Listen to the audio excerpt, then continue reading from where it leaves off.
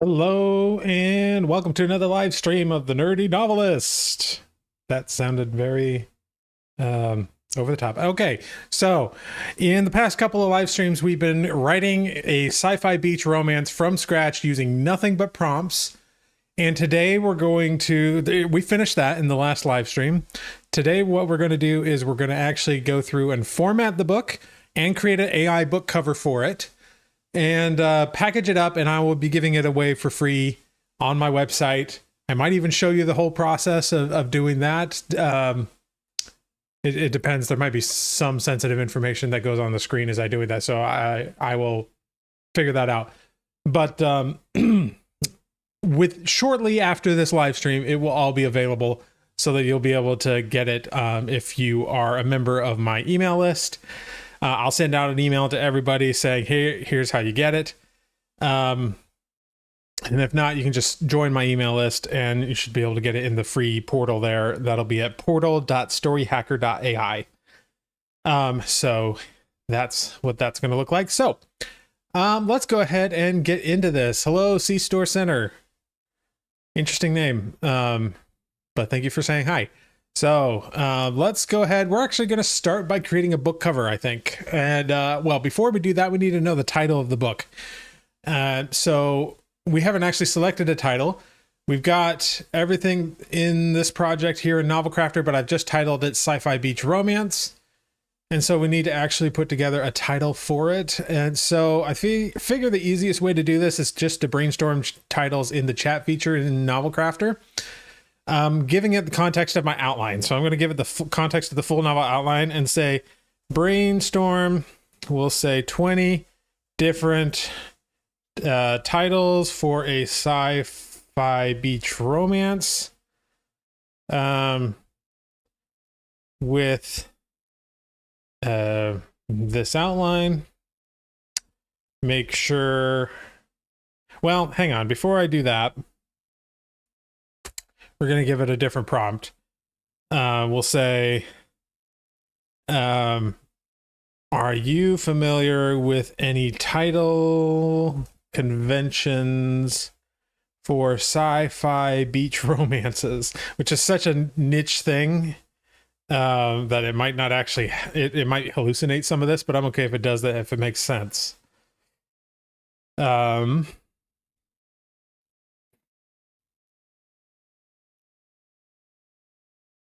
Okay. And we're using GPT-4o for this, by the way, which I'm okay with. Given our full outline, brainstorm 20 different titles for a sci-fi beach romance. And now we'll have it brainstorm some titles, and we'll come up with what we want our title to be. Eternal Tides, Waves of Parallel Worlds, Portal of Shores. I don't know. It doesn't quite make sense to me grammatically, but I kind of like that. Portal of Shores. Starlit Shores, Cosmic Embrace. Well, I guess it does make sense grammatically. Shoreline of Stars. I like that one too. Sea of Endless Love, Interstellar Shores, Cosmic Love's Temporal Tide. I think I'm going between Shoreline of Stars and Portal of Shores.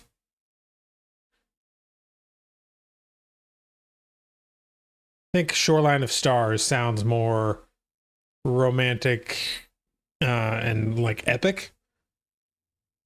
And we could always change this ourselves. Another thing I'll do just real quick is look for this on Amazon. Actually, let's make sure we're doing it under books. Shoreline of Stars. Okay, I do not see any books with that specific title, so we should be good there. Always a smart thing to do when you are brainstorming titles. Look at your genre and see if somebody else has used it before. If it's a totally different genre, like you're writing a sci-fi and you find a book with the same title that's a romance or a thriller or something, then that's usually fine to keep the same title. But if it's in the same genre, like the same broad genre, like if I'm writing fantasy and I see another fantasy book with the same title, then I would not use that title. All right, so yeah, we should be good with this. So I'm going to go and update this project in Novel Crafter to say Shoreline of Stars. And we're also going to create a new book in Atticus. So for those who are unfamiliar, Atticus is a formatting tool. It's what we're going to use today to format this book and make it look pretty. I'm going to create something here, have my name, project name. I think I will give this a project name, actually. We'll just call this the Sci-Fi Beach Romances, because I will probably write more in the future. I want to repeat this project of writing a book only with prompts to see how well we can do it as the technology gets better every year. And so we'll say go get him Atticus, and it builds something here. Although actually, I probably shouldn't have done that. Hang on. We're going to delete that. Before we do that, we're going to go into Novel Crafter. Okay, we got Shoreline of Stars. Everything should be good here.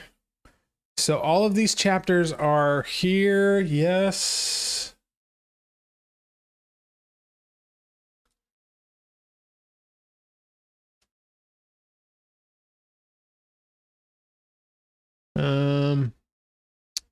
Go to chapter 1.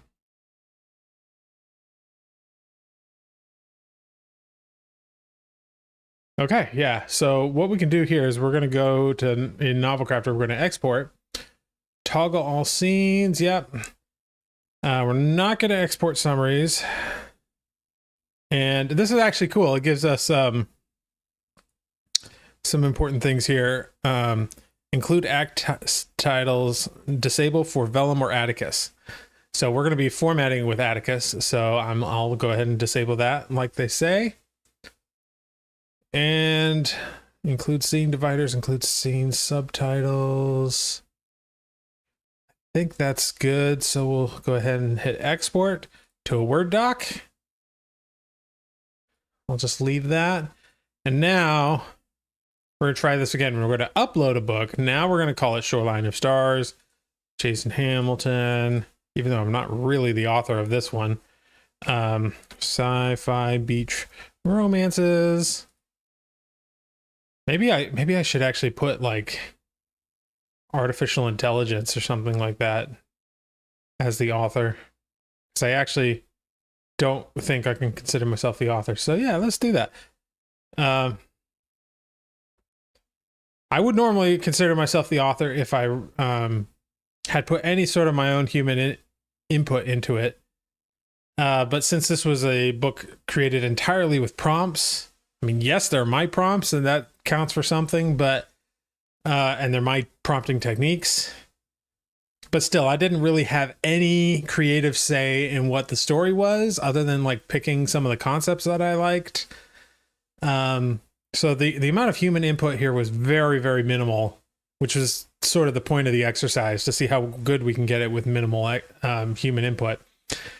So I'm just going to put artificial intelligence as the author for this one. And now we're going to select the book that we just exported from Novel Crafter.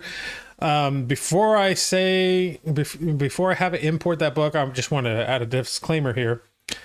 I found that exporting from one program into another often has many bugs. So we're going to have to fix some of those.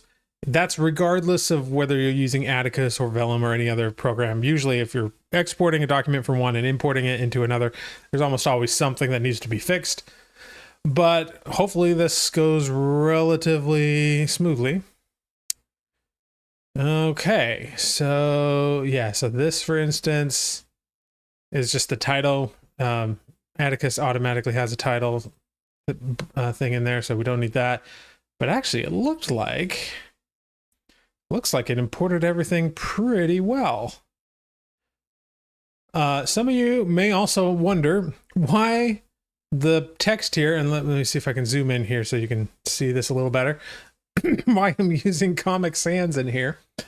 Well, I've heard, and I don't have any kind of verification if this is true or not, but I've heard that Comic Sans is actually easier to edit. So if I'm reading through something and I want to be able to, and I'm reading it through with the intent of editing it and catching mistakes, that's why I do it in Comic Sans. But there are different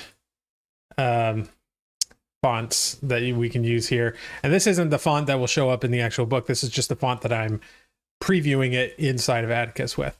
So I'll leave this a little zoomed in for people's benefit. Okay, so we have everything imported here. Let's go to the title page. We'll see edit book details, shoreline of stars. We'll give it a subtitle of a sci-fi beach romance. Under projects, language is English. Start page, we'll say chapter 1 is the start page. All right, and now we have this space for an image. So before I do any more formatting here in Atticus, I'm going to create the book cover, which will take a chunk of our time today. Hopefully not too long. So let's go back. And we're going to look at a couple of different things. I recently downgraded my Midjourney subscription. I still have it. I find I wasn't using it that much. And I also like to sort of test different AI image tools against each other. So I downgraded Midjourney and got a low-level subscription to Ideogram recently. So that's what those are the two we're gonna test. I can also do Leonardo. I don't have a subscription to Leonardo, but sometimes I get good results out of that, although less so when I'm trying. I haven't found great results out of Leonardo for doing book cover type images, but it could just be the genres that I'm looking for. So we're gonna have to work on some kind of prompt for a sci-fi beach romance. Now, first of all, I have no idea what a sci-fi beach romance cover should look like. Because it's such a niche thing that I feel like most, well, hang on. Let's do a search. Science fiction beach romance on Amazon and see if anything comes up. So this is a beach romance for sure. Okay, this one's kind of close. None of these. So I see romances. I see beach thing. Here's like an alien romance. Those are definitely not what I'm going for, but it's closer than anything else. Alien romances, man, it's one of those subgenres that I just don't understand. But I mean, I kind of understand it, but I just don't. I don't know. So this is kind of the closest thing. This is more of a fantasy, like an urban fantasy romance from the look of it. Some kind of fairy dude. But yeah, fairy secret, royal fairy secret. Also only has 2 reviews. They're both 5 stars, but only 2 reviews. So I'm guessing this doesn't sell a ton. Well, it's ranked 13. Yeah, it probably earns something. So, but yeah, I wasn't really planning on doing a ton of genre research for this. So we're going to say a stunning science fiction beach romance book cover image. And let's give it a specific. So this is a man looking through a portal on a beach. A woman on the other side of the portal. This might be too much detail for Midjourney to handle, but the most recent version of Midjourney can surprise you sometimes. Woman on the other side of the portal.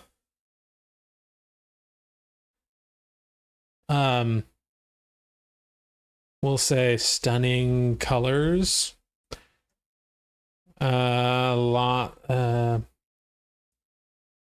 We'll give it a theme, like a blue and orange theme or color theme.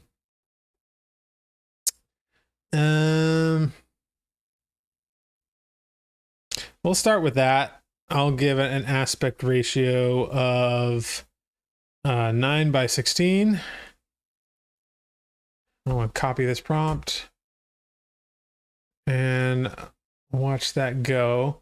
While that's going, I'm going to run the same prompt here in Ideogram at 9:16. Do magic prompt on.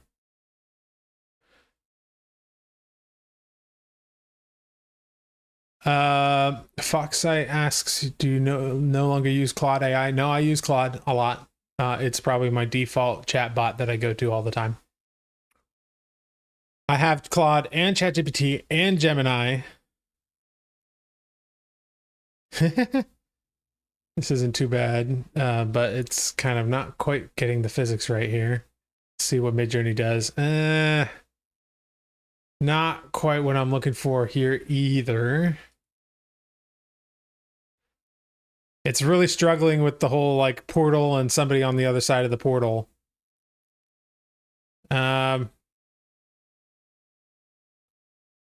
Let's try something maybe a little bit less specific, because sometimes when you have a specific idea for something in your head, although I gotta say, just the tone of the colors here is perfect.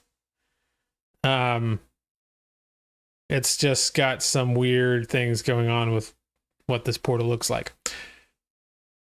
So let's try this again. Oh, and that was using version 5.2. Let's actually bring that back up to version 6.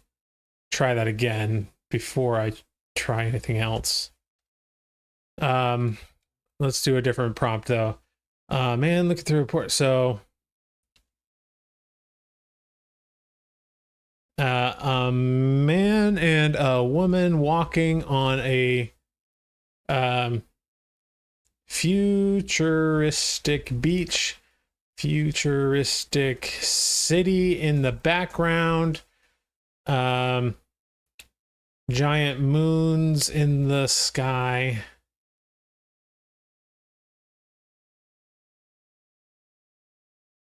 That might be too specific. I don't know. Let's try that. Yeah, it's really struggling with this portal. This one's probably the closest to what I was actually going for.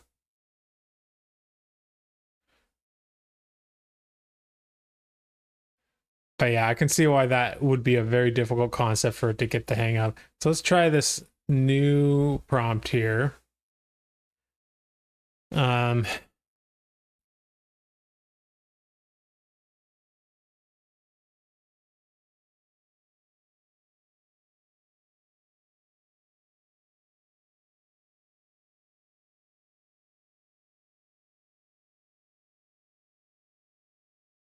All right, this is much closer to what I'm looking for. But let's... the color palette isn't quite right as far... I want something maybe a little bit more pastel, so we're going to try this. Pastels. Blue and orange pastels. In fact, maybe I'll take out the blue and orange and just say pastels color theme. I'm also kind of imagining it... Well, hang on. Let's see what Ideogram did. See, Ideogram gets much more specific detail. The moons in the sky are... it took that maybe a little too literally. These look like our moons, mostly. This one's not bad. I think I'm probably going to go with Ideogram on this, but let's just try a few things. Pastels, color theme. Chris says good contrast is a good keyword for Midjourney. Let's try that. Good contrast. No. And let's do the 9x16. Let's try that. I'm going to try the same prompt over here on Ideogram. I really like what Ideogram has been giving me sometimes. It's not perfect for every situation. Like, I still find Midjourney to be better. Like, if I'm creating concept art for characters, for example, I like what Midjourney gives me better. It's more artistic and sort of, I don't know, something about it looks really nice. But for something like this, where I'm creating a book cover, it does much better. Okay, this one. All right, let's. I like this one. This one looks really good. The only thing I don't like about it is the moons here. So we'll say, how about like a planet with rings? A planet with rings in the sky. Let's see if it can handle... Oh, wait. That's not what I meant. A planet with rings in the sky. Okay, at the very least, what we got here will work. It doesn't scream book cover to me as much as what ideogram is giving us, but this is still like a good concept image, I feel. Better pastels and stuff, but this is it's not really getting the planet with rings very well. So I'll give it one more generation just to see if it gives anything different, and then we're going to say, instead of a planet with rings, we'll just say a stunning sci-fi sky.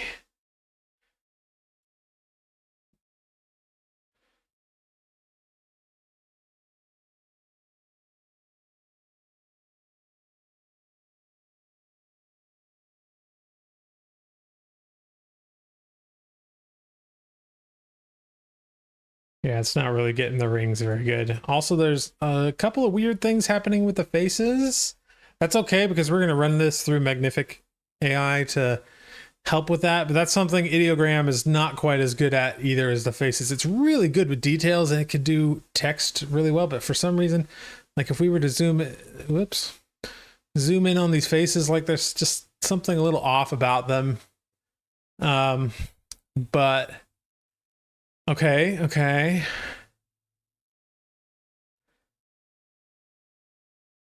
I like these. I'm going to generate again. I just want more options, but I like what I'm seeing there. This still isn't quite what I'm looking for. It's not doing a good job of framing things. But it would work in a pinch. This one's not too bad, except it looks like two men.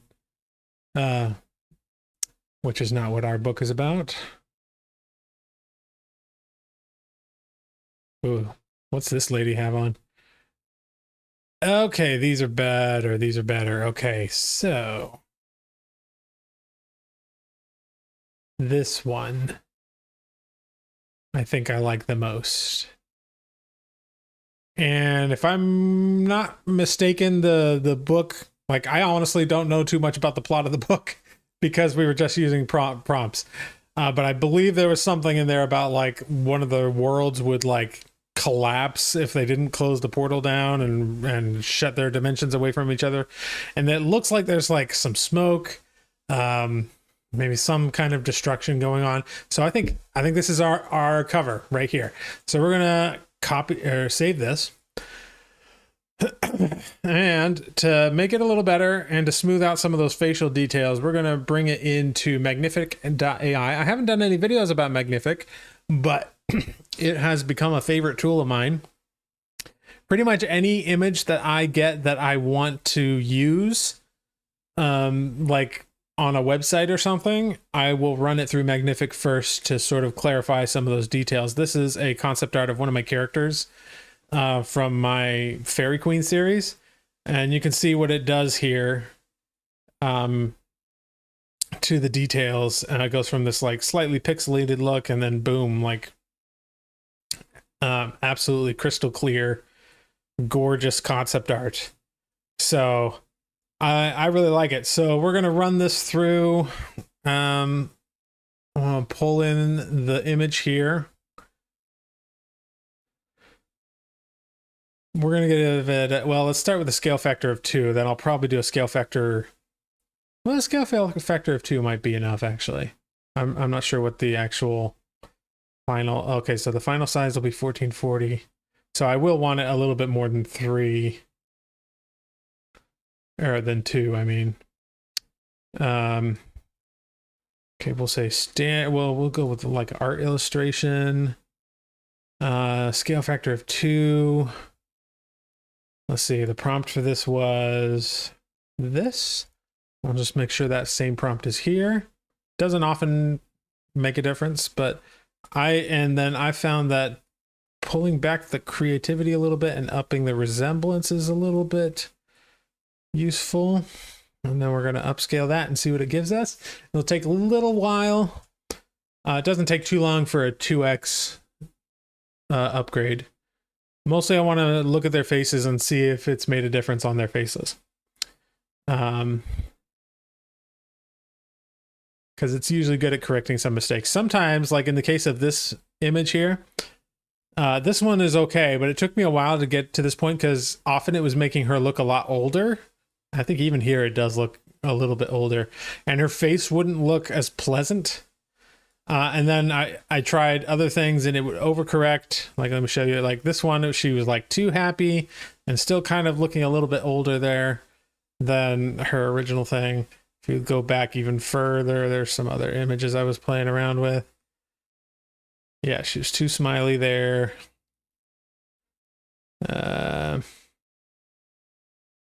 This one, she wasn't smiley enough. So faces are sometimes tricky to get right in Magnific, but I did finally get it to something I liked here. Okay.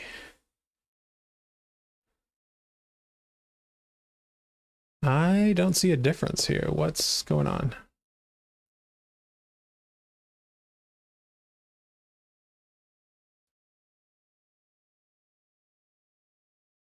Did it like not show? Hang on.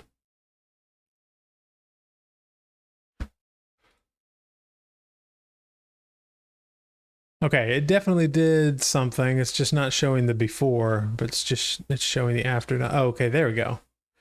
Okay, yeah, so you can tell it really cleaned up those faces quite a lot. We had some weird face stuff going on, and then now, boom, those actually look like real human faces. So that's something I like to do for sure. It made the details on this little sci-fi tower pop a lot more. Yeah, so I'm happy with this. So the only thing I'm gonna do is we're gonna run this again, but run it at a 4x standard. Upscale. This will take a little longer for it to finish because we're going to 4x. You can go as high. Well, they say you can go as high as 16x, but sometimes, depending on your aspect ratio, that'll be like too big for it. Or depending on your original size, 16x would be too big. Usually for a image that I've gotten off of Ideogram or Midjourney, I can only go as high as 8x, but 4x will be sufficient here. We just need it to be bigger than 1600 wide by 2560 long, or in height, because that's those are the standard Kindle book image requirements. So that's what I always go for, is make sure it's up to 1600 wide. So while this is going, feel free to put any questions you have in the chat. And I'm going to start getting this ready. So I already have a 1600 by 2560 canvas here already set up in Photoshop, where we'll do our final little bit of work. I need to come up with a good science fiction font. I have a whole bunch of fonts that I've bought over the years.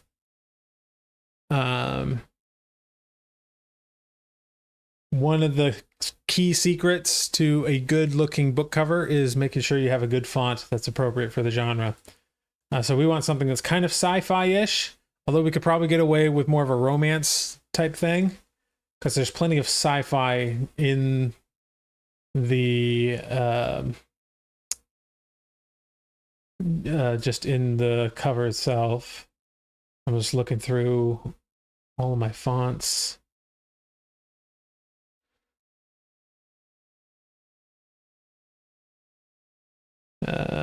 Something sci-fi. Yeah, that one might work. But let's see. Do we have the 4x? Yes. Okay. So now we just download this. We'll download it at the full quality PNG. Foxsite says, what is Novel Crafter? So Novel Crafter is just a tool that brings all of the AIs together in a way that you can makes it easier to write a book. but it's not an AI tool itself. It's like a wrapper for other AI models to come together. So I use Claude inside of Novel Crafter, that makes sense, as well as other AI models, depending on which one fits the specific purpose. Okay. So we got our image.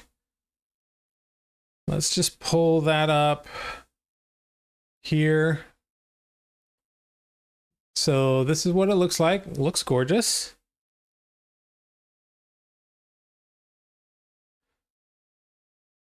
Still, you know, noticeably AI in places, but it's kind of cool that you can zoom in anywhere. And so there's some things that we're going to probably spot check out of there using Photoshop, like this weird little hanging thing. I think that is distracting. This feature case thing that he's got looks interesting. I've noticed, I don't see it here, but I've seen sometimes belly buttons are really weird with AI, but thankfully this one looks fine.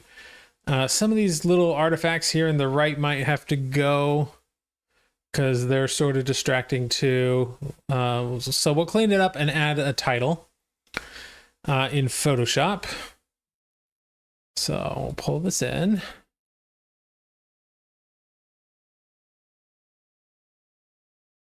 Okay, that looks good. So let me see. Okay, so I have a bunch of fonts here. Maybe you guys can help me pick a font that's sort of sci-fi-ish. I think the best one here, this one that says Cube. But hang on, we can actually, what was the name of this thing again? Shoreline of Stars. So we can Shoreline of Stars. We can preview what the different fonts will look like. So I liked the look of Cube and maybe Tron. So let's see if I can find, okay, here's Cube. I like Tron better, I think. Cube regular. Let's see if there's any others that look sci-fi-ish. This Brodo looks kind of, I guess, more like retro. Kind of a retro star thing. This Starla Grunge, or just Starla, might work as well. It's got a little bit more of like a flair to it that could work for romance.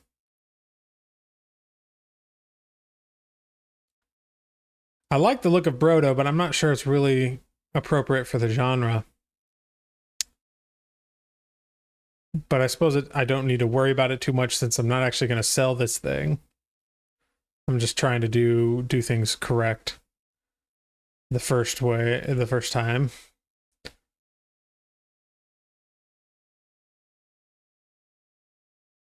All right, of these, I think I like Tron the best, so I'm going to go ahead and download that, and we'll use that. Download.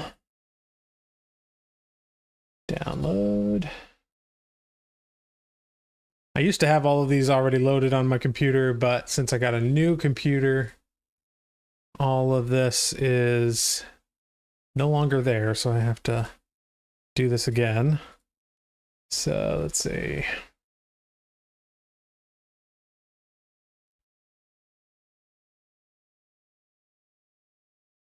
The Cube.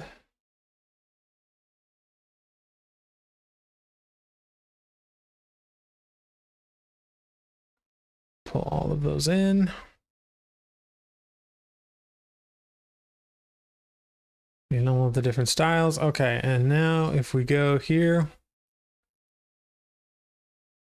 should be able to do it. Now I'm going to pull this like that. Give it. And we're going to type it in, Shoreline of Stars. When in doubt, go with just a plain white color. Not always appropriate for every genre, but It's a rule of thumb. That's probably the color I'm going to use. Okay, so we got Tron. Let's look for Tron. Do we not have Tron? What happened to Tron? Oh no, Cube. Cube is what I put in there. Never mind. I put in the wrong font. But just in case we wanted to see what Cube looks like, here it is, Cube regular. Let's bring it up. Something like that. The biggest issue I see with people using AI for their book covers is that they don't, like, they have this really beautiful, stunning image, and then the text that they have is awful. And right now, like, if I looked at this exactly how it is, I would be able to immediately tell, like, oh, this was an AI generated cover. This was put together by someone who didn't actually know what they were doing. So let's fix that a little bit. Well, first step is making sure we have the right font. So let me make sure that we're doing that. Install the right font here. Tron.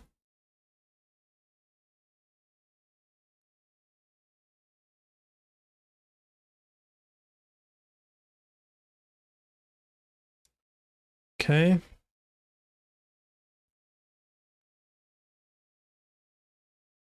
And I'm not a designer. So even any advice that I give you is not going to be anywhere near as good as what an actual designer can tell you. Especially one who understands book covers and book cover genres. Okay, so bold. We want regular. Bold. Tron regular. I think we're probably going to want to do that. And we're going to want to bring in the spacing a little bit more. That's probably good right there. Increase the spacing there.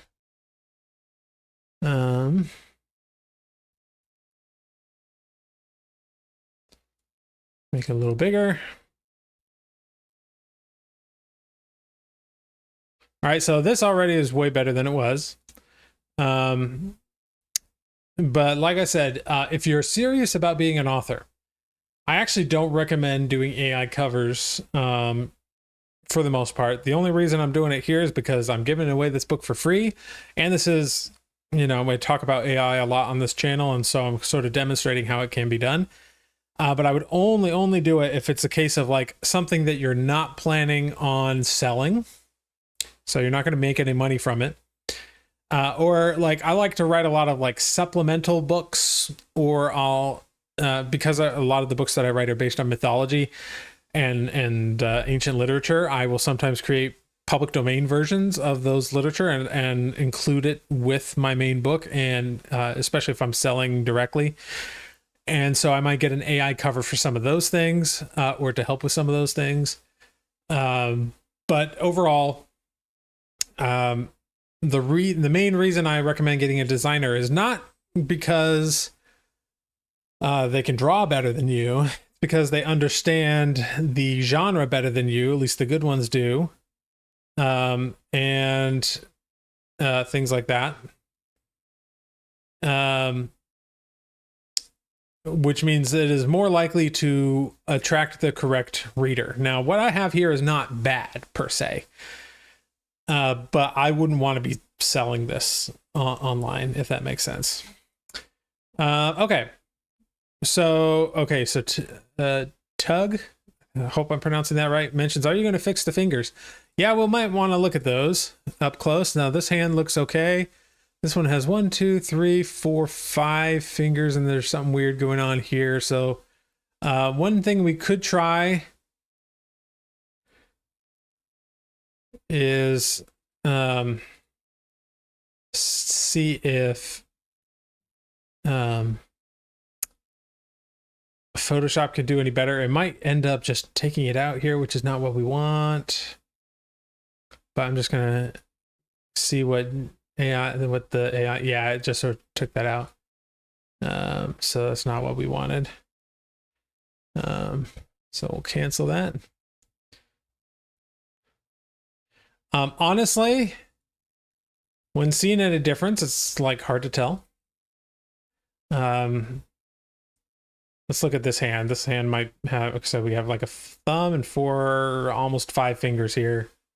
And this finger sort of starts and then kind of morphs into more of a shadow on her belly there.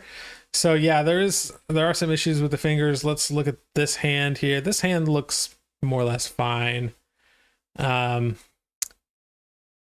this hand, there's definitely something going on there. So let's try to see if Photoshop's no better at doing hands than any other AI tool. But let's just try this again and say a hand. It's probably going to give us something really horrendous. I'm not an expert on using this. Yeah. That's better. We have 1, 2, 3, 4 fingers and a thumb there. Let's zoom out and see what that looks like from a distance. I mean, if I didn't know it was there and was a problem, then maybe I'd look at that and be like, that looks a little weird, but I think, okay, let's look at it with and without.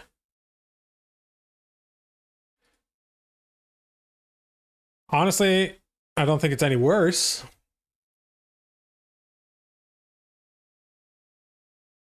Yeah, I think that is probably fine. Let's try to do that over here with this hand.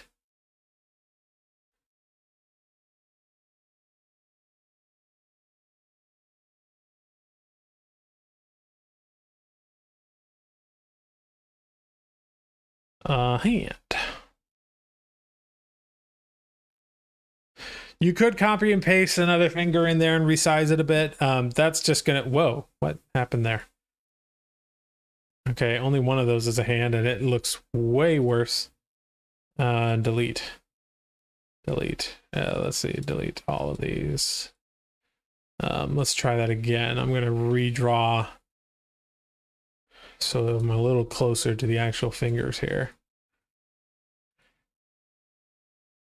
I don't want to spend too much time on this because this is just an example. I'm not actually going to sell this or anything. A hand.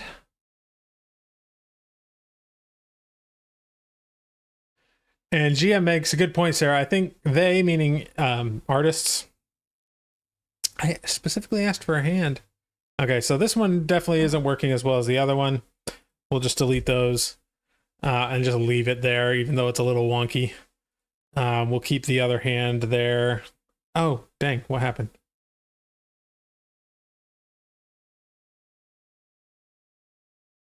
There we go. So we'll keep the other hand where it is. Nope, that's definitely not. Okay. And just leave this one. Most people won't notice unless you're looking right at it. Let's look at their feet. Yeah, also a little weird. Whoa, her foot here is definitely weird. It looks like it's like growing into the sand. But hopefully, especially once I add some effects to this text, that'll pretty much cover that up. Let's go ahead and remove some of these little like artifacts here. Don't even necessarily need to use the AI for that. You can just probably use the healing brush tool. And that should be sufficient.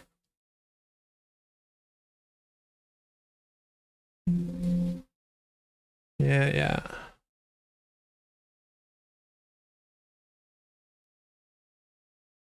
Yeah, healing brush here is fine.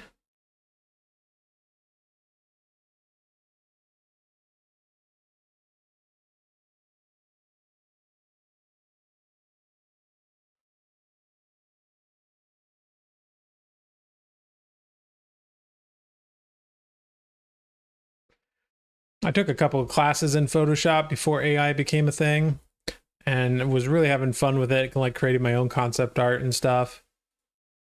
AI sort of stopped that from happening, but I think it's good. I think it's important for every author to have like basic Photoshop skills because if you're working with an artist, they're almost certainly going to be using Photoshop.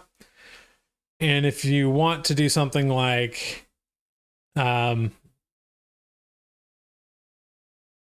looks like I won't even need to edit out that little piece of the case here because the text is covering it up. But yeah, if you want to like resize something that the artist gave you, say you create a different version of your book and you need to like widen the spine a little bit, for example, I think it helps to just have just a little basic Photoshop skill so you can do that without having to pay the artist even more to do it for you when it's just a teeny tiny little thing that you have to do to go in there. Okay, so I'm okay with the overall image here. I don't think there's anything more I want to edit out. So let's turn our attention back to this text. I want to make it pop a little bit more. So we're going to open up some layer blending options here. Mostly I think we should be able to get by with a drop shadow. So that drop shadow will make it a little more distant like that. The size, maybe something like that. Spread or somewhere in there.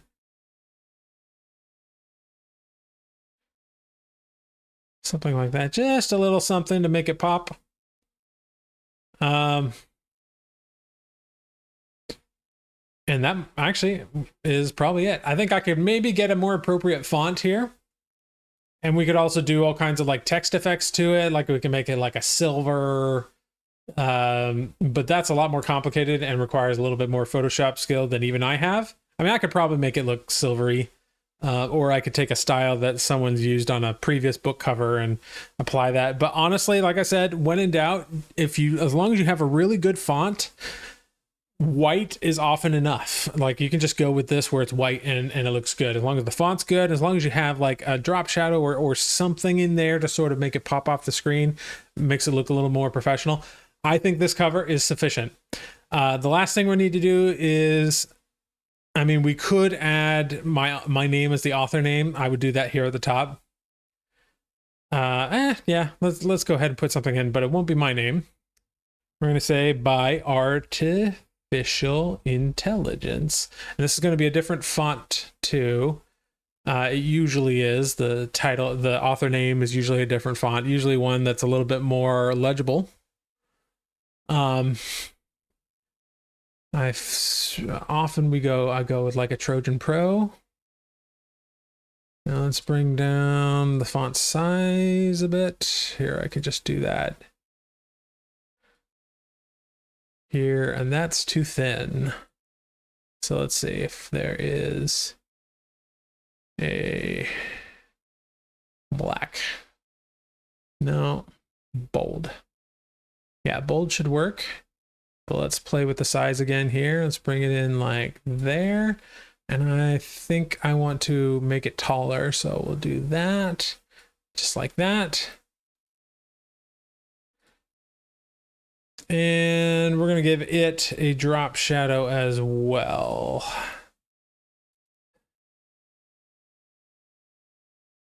We'll just use the same drop shadow effect we've already used. Shoreline of Stars by Artificial Intelligence.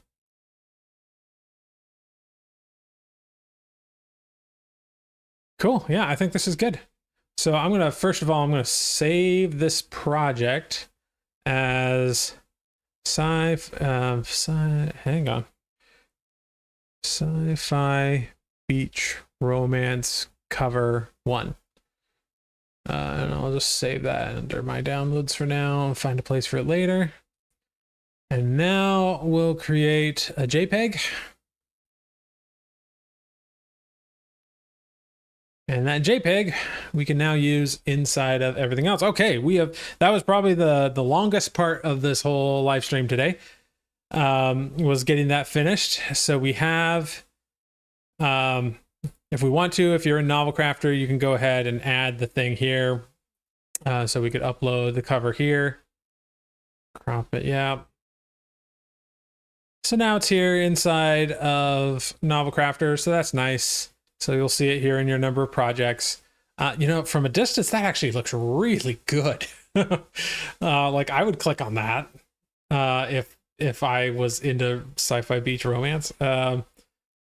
So yeah, but let's go ahead and import it into Atticus as well. So we'll go here, edit book details. This is not meant to be a tutorial of Atticus. I'm just going to quickly run through everything I need. I do plan on doing like a full in-depth tutorial of Atticus at some point in the future. So look forward to that, but not for a little while. There's some new features that they're working on that I want them to come out with first before I do a deep dive.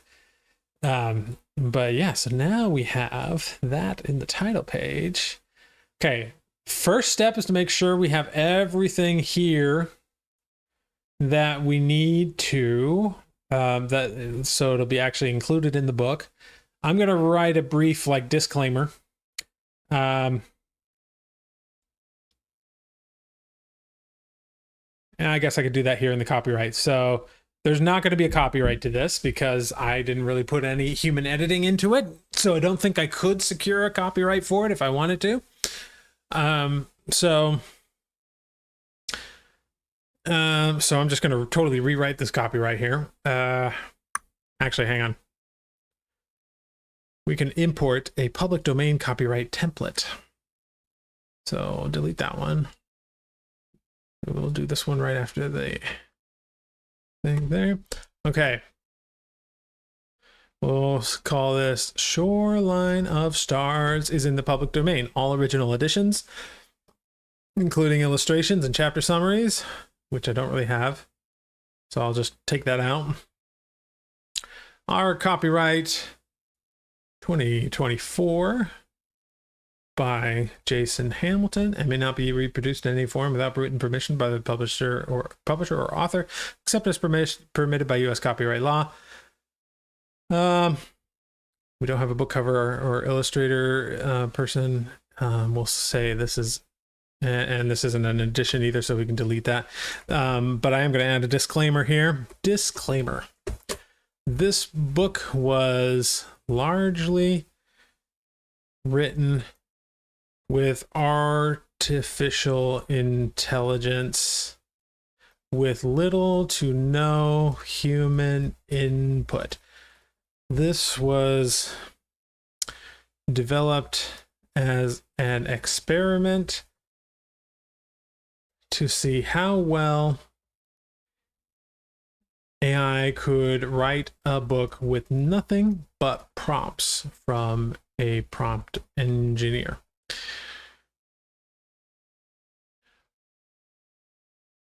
Maybe I should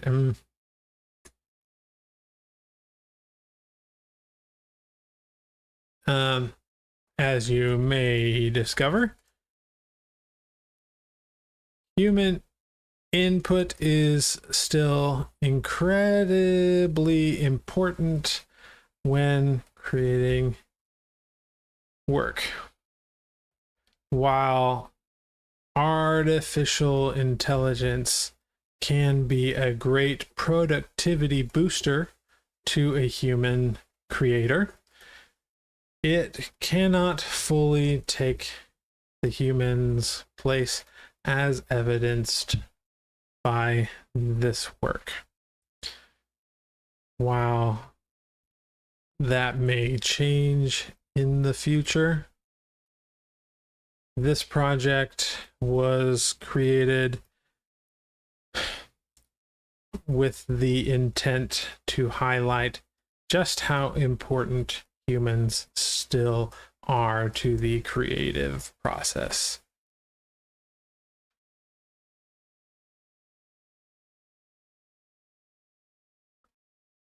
All right, something like that. I'm going to go through and edit that. Ironically, this is going to be like the only human produced part of this entire book is going to be this little disclaimer. It's the only part actually written by me.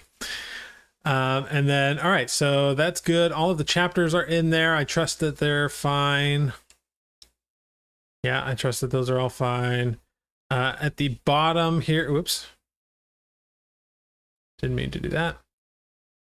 Let's add an about the author all the way down here, buddy. And also by Jason Hamilton. Just because I always have those at the end. These are fun because I created these once and then it automatically puts them in here. And then if I change this at any time, it will change it for all of the other books that use the same template. So that's a really handy feature that Atticus has. Same for this page, which gives me other things there. All right, so I think we have all the content for the book. So now we're just going to go through the final bits of formatting it. So we already have this one, which looks really good as a template to me. There are just maybe a few things I would change about it. It's got this handy little like grid thing here. It's got a nice sci-fi font. There are a few here that make more sense for like a romance. Like this one's got a little bit of a fancier font here, or this one which has a fancy font and a heart. All of this is very customizable. So I'm just going to go with this one for now. I'm leaning more on the sci-fi parts than on the romance parts, but we're going to edit this though. And make sure we have the theme. Okay, so for the chapter number, I think we're actually not going to have a chapter number. Well, hang on. Let me see what that looks like. Chapter number, or if we get rid of chapter title and just have the number. Yeah, I think it looks better with the chapter title and no number. So I'm okay with that. The font size for the chapter thing here is good. I'm fine with it being aligned on the left side there. We have this image here, which is fine. We can leave that where it is. Yeah, I'm good with that. Let's look at what this looks like on print. Okay, that looks fine. Might want to increase the size a little bit, but I mean, I'm not going to make a print version as far as I know. Maybe I will, just for myself. But this will be mostly ebook, so I don't really need to worry about that. So paragraph, drop caps. Let's go back to what it looks like on like Kindle Paperwhite. No, not the Kindle Paperwhite. iPad. Okay. What's it look like without drop caps? Yeah, we can keep drop caps. And subheading. We don't have a subheading, so we're okay there. Notes. No footnotes. Print layout. I'll go ahead and assume I will make a print version of this at some point.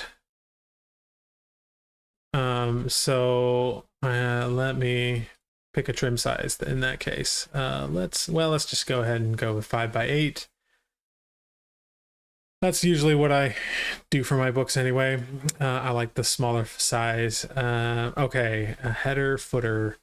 Let's go back to what this looks like in print and see what. Okay, no, I'm okay with that header. Actually, yeah, I'm okay with that. Trim size. Okay, trim sizes we did. Typography. All right, so this is where you select, if we're doing print, what the typography looks like. I usually like it to be a little bit bigger, like at 11. That's gonna change everything. And line spacing is usually good at 1.6.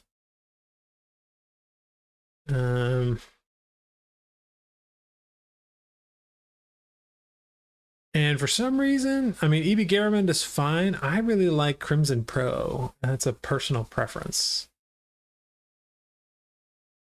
And that's as the body font for your print book. So there isn't much of a difference. But once this preview here updates, I'll show you what that will look like.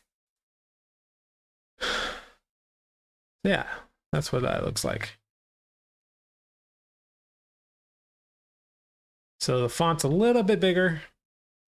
Find it, people like reading through things like that. So we're going to end up with just over 306 pages.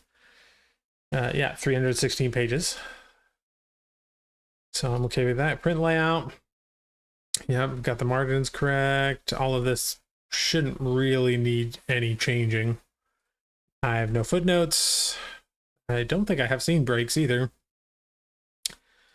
So, although I wouldn't really know because I just generated the whole thing with prompts and didn't pay too much attention to the scene breaks. I think this is good. I think everything in here is done. Oh, gotta save as a new theme. Sci-fi beach romance theme. So if I want to make more sci-fi beach romances, I can come back and just use all of the exact same parameters. And boom, we gotta have it saved here as a new theme. Which means we are now at the point where we can export. I'll give it a second for this to finish loading. All right, yeah, we got everything here.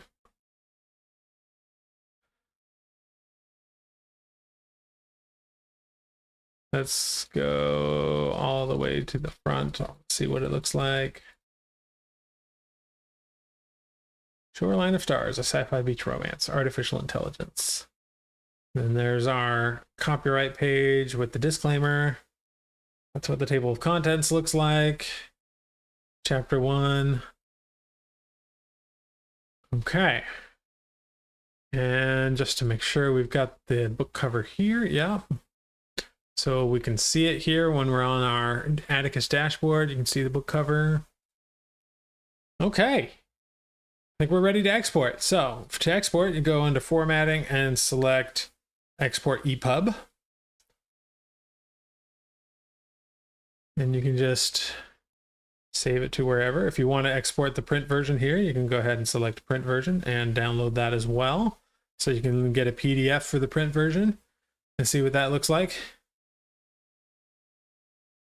Debbie asked, does it automatically start the chapter on odd pages? You can select what side of the page it goes on. So it can go on like either side, or it can always appear on the right side, whatever you want it to. I think in this case, I have it just appearing on whatever side. I'll have to check the PDF here. Yeah, so here's the PDF that it just made me. So here, it looks like it's starting this one on the left side. No, on the right side, you can tell because the left gutter is larger than the right gutter. And then chapter 2, that's chapter 3. Come on, let's find chapter 2. Yeah, chapter 2 starting on the left side. So I have it just starting, wherever, whatever side is opposite of what the last page was. But yeah, so that's the PDF. And then the ebook is what I will be making available to everybody for free. So to do that, hang on, I might need to do some of this off screen here. I need to log into some accounts here, so give me a second. The way I'm going to distribute this is through a service called Story Origin, which specializes in people being able to just basically create or to download a book and export it to your e-reader of choice. So, okay. Direct downloads is what I want. So, okay, so we'll add a direct download.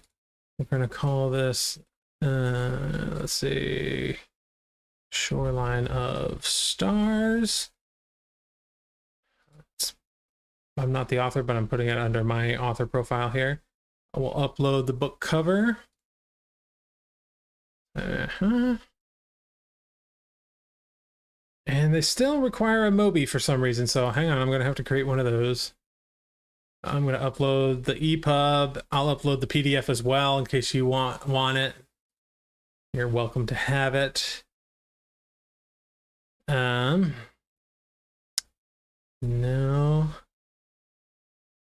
All right, so I'm going to have to do just a quick EPUB to Mobi. I don't know.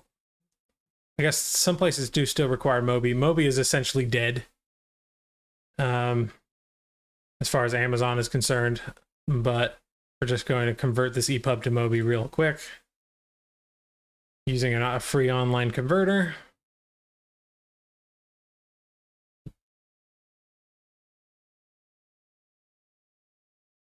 Download that. Okay, now I can upload it here. Mostly I use EPUB for everything at this point. And notice there's not even a place for like a docs file or anything like that. So I hit create. And now this is the link where if we copy it into here, you can get it for free. Whoop. Yeah. All right. So I'm going to quickly add this into my membership if I can. Some of you, if you are already a part of my membership, or not my membership, sorry, my email list. If you're already part of my email list, you might not see this immediately. I might have to send out a few emails to make sure that you have it. So if you are on my email list and you haven't gotten a link, expect maybe an email or two from me in the future that might have that link. So give me a second here. Memberships, products.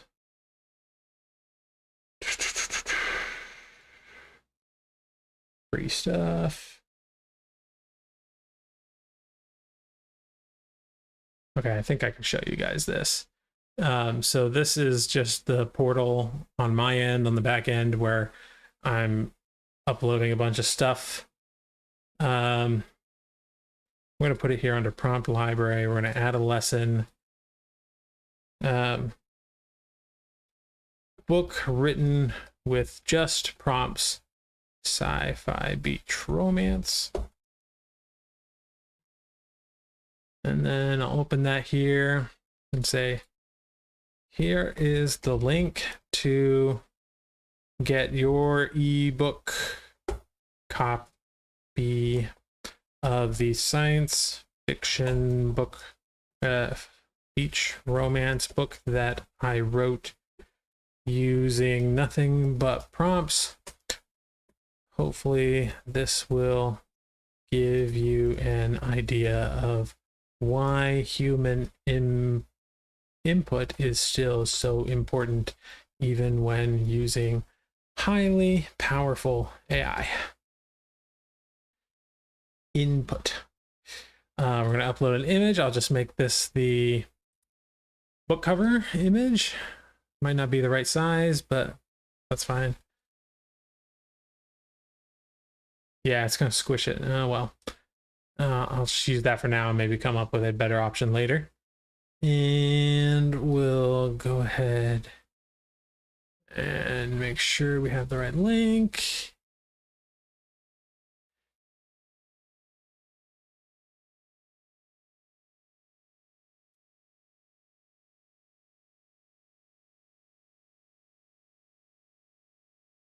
Okay, and we'll go ahead and say this is published once. All right, and it should look something like this.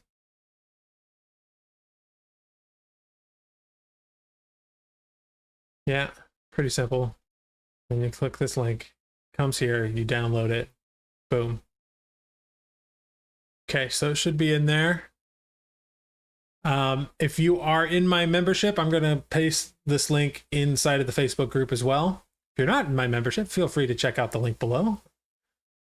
And then again, I'm going to be sending out a few emails to those of you on the newsletter to get your hands on this as well. So expect maybe an email or two from me coming in the near future, today or tomorrow probably. And otherwise, you can, if you're not on the email list already, you can get on there right now and you should be given access to this. The link to get there, once you have access to it, is portal.storyhacker.ai. If you don't have an account yet, you won't be able to log in here. I think I'm already logged in, which is why it's like coming up with this weird thing because I'm in the admin mode. But yeah, that should be sufficient there. Okay, Whew, we've been going for a little over an hour now. And we got a whole book cover and all of the formatting and everything done. So I'm pretty happy with that.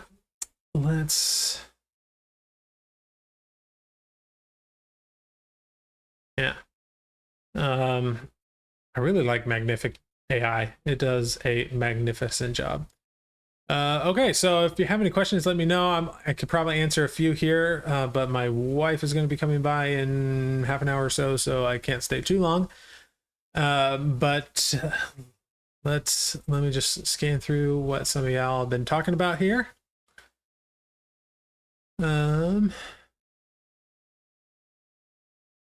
Okay, yeah, no other new questions that I can see.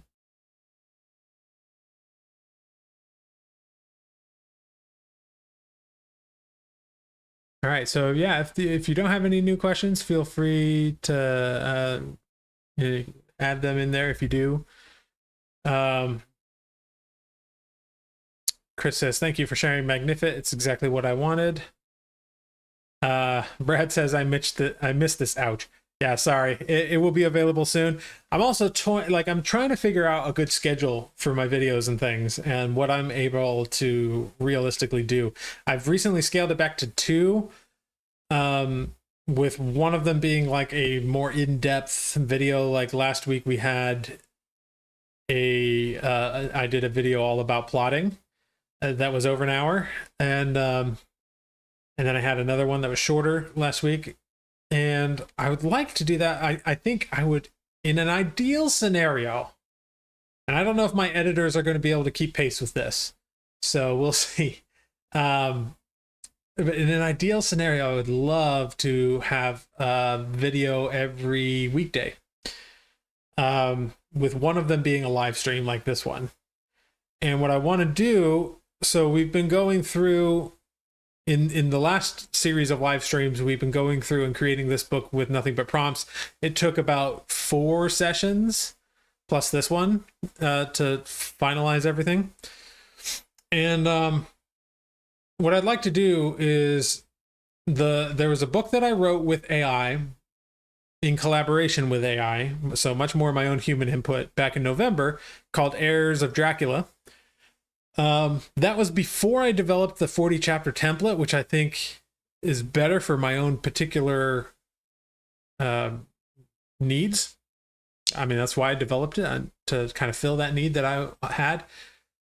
And so I decided that I want to rewrite that, or at least rewrite large chunks of it. I will probably still use all of the chapter summaries and everything that I created, but I think I need to get more in depth and create more chapters. So there's going to be a lot of shifting things around and stuff. And so what I want to do is, I'm not in any rush to finish that book, because it's in an era that's like not really an era I'm working on in my fiction side of my business. I'm not working hard on it yet, so I'm not looking to really get the content there like written really fast. So I'm happy to just work on it just here and there. So I thought I would just start from the beginning on that book, and doing those in live streams once a week. I'm not, don't hold me to that because things might change, but that's kind of what I'm thinking right now. So yeah, that would be interesting. Let me know if you would like that. So Guido says, you mentioned a major update for Atticus. Do you think they'll start using folders and subfolders? Organizing becomes a hell when you write several series and use other pen names. I agree with you. And I've been trying to get them to do like an archive thing, because sometimes when I'm done with a book, I just want it to like I want to still be able to access it if I need to, but I just want it out of my way. I think having a folder system would be great. I will ask, because I'm friends with everybody on that team. I will ask if they're doing folders and subfolders. I'm sure they probably get that request a lot. And that one probably also wouldn't take that much effort to do. It's not going to be, as far as I know, that's the big update that's happening. It's going to involve collaboration. So being able to like work on the same project with another author. I'm looking forward to that because there is a book I'm actually writing with someone on the Atticus team. Funny enough, this is what happens when you used to work for Kindlepreneur. You make friends with everybody over there, and so there's a person on the Atticus team that I became good friends with, and we're going to be co-writing a series together. And it would be great if Atticus was to the point where we could co-write it on Atticus together. So yeah, that's the big update. But I don't know when that's happening. Having worked in tech even before Kindlepreneur, I can tell you that the plan, like if it's planned for summer, it probably won't be ready till like winter. And when I left Kindlepreneur at the early parts of the year, that update was planned for summer, but I can almost guarantee you it's not going to be ready for a long time. Even though it was planned for summer, it's probably going to be more around winter or maybe even early next year. But that doesn't mean there won't be like little updates, like maybe folders and subfolders thing. That would be awesome. I will definitely ask them about that. Because yeah, like I would want that for myself. Like I've got tons. Let me just show you my Atticus here. I've got tons of public domain books that I've put together. Like all of these are public domain Arthurian books because I write right now. The focus that I'm doing right now in my fiction side of business is all about this Arthurian era. I'm kind of creating like a shared universe type thing. And so to kind of complement that, I created public domain versions of a lot of Arthurian texts. And as you can tell, there are a lot of them. So I would love to just be able to hide these somewhere in a folder because I don't really need them anymore. And I, as well as like, this is my Roots of Creation series. I don't really need these to be around anymore because I'm pretty much done with that. So it'd be nice to have like a place to put all of that stuff. So I 100% agree with you, and we'll definitely ask them about that. Any other questions? Debbie says that she uses Topaz Gigapixel. I'm assuming instead of Magnific. I haven't actually played around with Topaz, but I hear it's good, and it does the same sort of thing here where it will upscale it for you.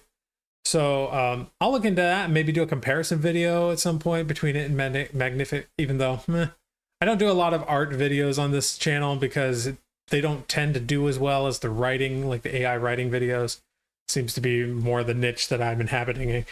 But I do find tools like this to be useful for authors to know about. Magnific has definitely been really a useful tool for me. It's a bit expensive. It's like $50 a month. And I wish it wasn't so expensive. But it is something that I have found myself using quite a bit since I subscribed to it. So there it is. Debbie says, love the covers, very striking. Thank you. I mean, I can't take credit, obviously, other than the prompt, but I agree. It's a very striking photo. This was Ideogram, in case you missed it. Got this out of Ideogram, and then I upscaled it with Magnific because you can see there's like weird stuff going on with the face. Magnific cleared that up beautifully. I've also done a lot of other stuff with Ideogram recently.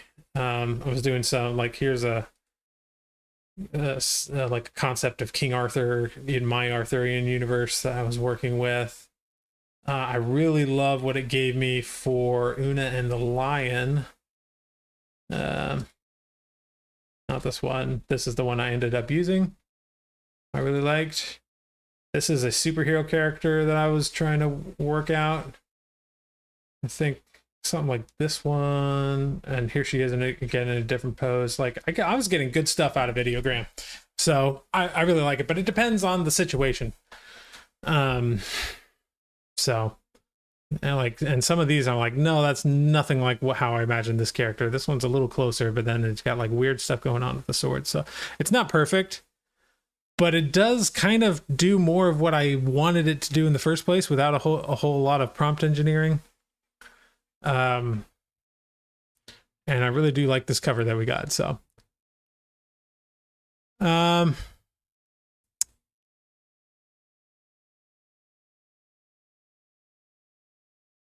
yeah, okay, so I think that'll about do it. Again, hoping to do more live streams and kind of slowly work on that Heirs of Dracula novel, the rewrite, and doing it with the more advanced models that we have access to now since November, and also probably a little bit more of my own attention paid on it to really make it good.